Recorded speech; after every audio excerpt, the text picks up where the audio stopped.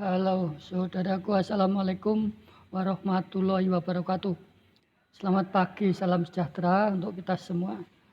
Anak-anakku, saya pagi ini akan menyampaikan penulisan bentuk ku, mu, dan nya. Penulisan kata depan, penulisan kata si dan sang, serta partikel per dan pun. Mengapa ini saya sampaikan? Karena masih banyak di antara kita kadang-kadang menulis bentuk-bentuk tersebut masih mengalami kesalahan. Karena itu pada kesempatan ini akan saya sampaikan bentuk bakunya, penulisan yang benar. Oke, saudaraku, langsung saja saya menyampaikan nomor 1, kata ganti ku, mu, dan nya. Bentuk kata ganti ku, kau, mu, dan nya. Kata ganti ku dan kau ditulis serangkai dengan kata yang mengikutinya. Ku, mu, dan nya ditulis serangkai dengan kata yang mendahulunya. Ada dua kemungkinan. Oke, contoh yang pertama. Apa yang kumiliki boleh kau ambil. Nah, ku di situ kependekan dari aku. Ketika dia menjadi bentukku atau dipersingkat, maka ku harus bergabung dengan kata yang mengikutinya. Begitu pula kau ambil. Kemudian ku pada kata bukuku, ini mu pada kata bukumu, dan nya pada kata bukunya, ini berasal dari kata buku aku, buku kamu, buku ia. Maka ketika ketiga bentuk berubah menjadi klitika, semacam imbuhan, akhirnya bentuk tersebut harus menyatu dengan kata yang diikutinya. Contoh yang kedua, penjelasannya seperti itu. Bukuku, bukumu, dan bukunya tersimpan di perpustakaan. Ini ditulis rangkai ku, mu, dan nya. Oke. Yang kedua, saya akan menyampaikan bentuk di, ke, dan dari. Kata depan di, ke, dan dari ditulis terpisah dari kata yang mengikutinya, kecuali di dalam gabungan kata yang sudah lazim dianggap sebagai satu kata seperti kepada dan daripada. Misalnya, ini contohnya, kain itu terletak di dalam lemari. Di menunjukkan bentuk kata depan karena menunjukkan tempat di sana, ada kata dalam. Dan di situ bukan imbuhan karena tidak ada bentuk lawan me-nya, di dalam atau mendalam tidak ada, mendalam tidak ada. Bermalam semacam di sini, bermalam semalam di sini. Sini menunjukkan tempat, maka dinya harus dipisah. Contoh yang ketiga, di mana Siti sekarang? D-nya menunjukkan tempat di belakangnya karena dipisah. Mereka ada di rumah. Rumah menunjukkan tempat, maka D-nya berdiri sebagai kata depan. Sehingga penulisannya harus dipisah. Begitupun untuk contoh yang kelima, ia ikut terjun ke tengah kancah perjuangan. Ke-nya dipisah. Kemana saja ia selama ini? Ke-nya juga dipisah. Kita perlu berpikir 10 tahun ke depan. Ke-nya juga terpisah. Kemudian contoh 8, mari kita berangkat ke pasar. Ke-nya juga dipisah karena pasar menunjukkan tempat. Jadi ke-nya juga berdiri sendiri sebagai kata depan, bukan awalan. Contoh 9, saya pergi ke sana sini mencarinya. Sana sini menunjukkan tempat, maka ke-nya juga harus dipisah. Begitupun contoh yang terakhir, ia datang dari Surabaya kemarin. Surabaya menunjukkan tempat. Jadi dari juga harus dipisah dari Surabaya. Ya. Demikian tentang bentukan di, ke, dan dari.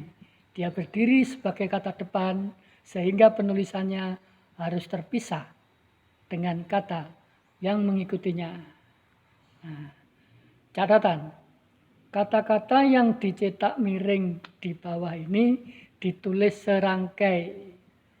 Nah, oke. Nomor 1, si Amin lebih tua daripada si Ahmad. Kata daripada ini adalah gabungan dari dan pada yang menyatu. Karena sudah lazim, sudah dilazimkan di dalam bahasa Indonesia, maka daripada adalah satu bentukan yang bermakna perbandingan atau membandingkan. Karena itu daripada adalah satu kata dan ditulis serangkai. Contoh yang kedua, kami percaya sepenuhnya kepada kakaknya. Ada kata kepada mendapat imbuhan ke, ya, menunjukkan arah atau tujuan. Jadi kepada, ke-nya merupakan imbuhan. Karena itu penulisannya dirangkaikan. Sama juga contoh yang ketiga, kesampingkan saja persoalan yang tidak penting itu. Nah, kesampingkan saja. Satu kata terdiri dari kata samping, mendapat imbuhan ke dan kan, maka penulisannya dirangkaikan. Contoh yang keempat, ia masuk lalu keluar lagi. Keluar ini adalah bentuk kerja, bentuk kegiatan. Karena ada lawannya masuk. Silakan masuk, silakan keluar. Jadi kata keluar ini adalah satu kata yang kata kerja. Lain dengan ia berada atau ia menuju ke luar negeri. Ini berbeda. Ia menuju ke luar negeri. Kalau luar negeri menunjukkan tempat, maka ke-nya harus dipisah. Jadi berbeda dengan contoh yang tertulis di situ.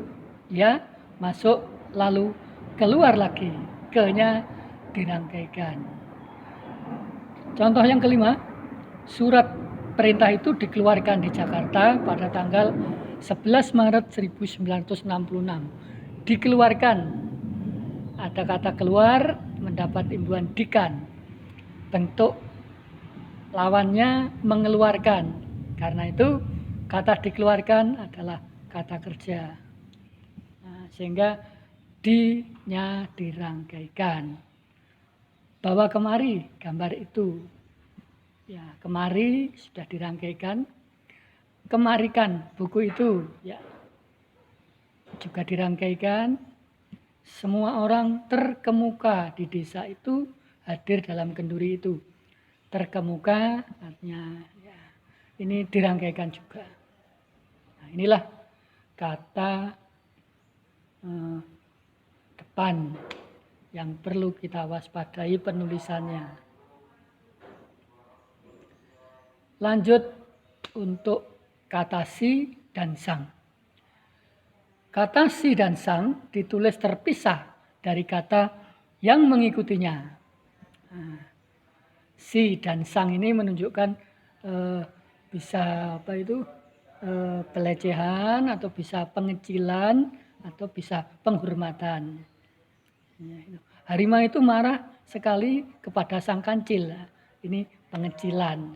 Sangnya menunjukkan ini apa itu julukan ya, pada binatang situ, maka ditulis terpisah. Surat itu dikirimkan kembali kepada si pengirim. Nah, si di situ menunjukkan jenis juga sebutan si pengirim. Terpisah penulisannya. Kemudian penulisan partikel. Partikel lah, kah dan tah ditulis serangkai dengan kata yang mendahulunya. Karena itu sejenis imbuhan, maka harus melekat dengan kata yang mendahulunya. Contoh, bacalah buku itu baik-baik. Jakarta adalah ibu kota Republik Indonesia. Apakah yang tersirat dalam surat itu? Siapakah gerangan dia? Apatah gunanya bersedih hati? Lah pada kata bacalah, lah pada kata adalah, kah pada kata apakah, kah pada kata siapakah, dan tah pada kata apatah ditulis rangkai dengan kata yang mendahulunya. Ingat, partikel adalah sejenis imbuhan, identik dengan imbuhan, maka penulisannya harus ditulis serangkai dengan kata yang mendahulunya. Kemudian partikel pun ditulis terpisah dari kata yang mendahulunya. Apapun, ini hendak pulang pun, nah ini juga dipisah. Jangankan 2 kali, 1 kali pun engkau belum pernah datang ke rumahku. Punnya juga dipisah. Adik pun, artinya adik juga, punnya juga dipisah. Kata-kata tersebut, bentuk tersebut pun itu menjadi sebuah partikel, namun penulisannya terpisah dari kata yang mendahulunya. Karena di situ ada pengertian bahwa pun sama dengan kata juga maknanya, maka penulisannya dipisah. Apapun yang dimakannya, apa juga yang dimakannya. Hendak pulang pun, hendak pulang juga sudah tak ada kendaraan dan seterusnya. Tapi perlu diingat, catatan, kelompok kata yang lazim dianggap padu, misalnya adapun, andaipun, ataupun bagaimanapun, biarpun, kalaupun, kendatipun, maupun, meskipun, sekalipun, sungguh pun, dan walaupun ditulis serangkai. Mereka membentuk satu kata tugas, ya, ditulis serangkai. Nah, contohnya bisa terbaca, adapun sebab-sebabnya belum diketahui, nah, dirangkaikan. Bagaimanapun juga, ini juga dirangkaikan. Baik para mahasiswa maupun mahasiswi ikut berdemonstrasi, dirangkaikan punnya. Sekalipun belum memuaskan, hasil pekerjaannya dapat dijadikan pegangan, juga dirangkaikan. Nah, sekalipun, walaupun juga dirangkaikan. Bentuk-bentuk tersebut sudah dilazimkan di dalam bahasa Indonesia. Yang terakhir, anak-anakku, saudaraku, partikel per yang berarti mulai, demi, dan tiap ditulis terpisah dari bagian kalimat yang mendahulunya atau mengikutinya. Contoh, pegawai negeri mendapat kenaikan gaji per 1 April. Pernya bisa berarti tiap. Nah, tiap berarti dipisah. Nah, mereka masuk ke dalam ruangan 1 per 1. 1 demi 1.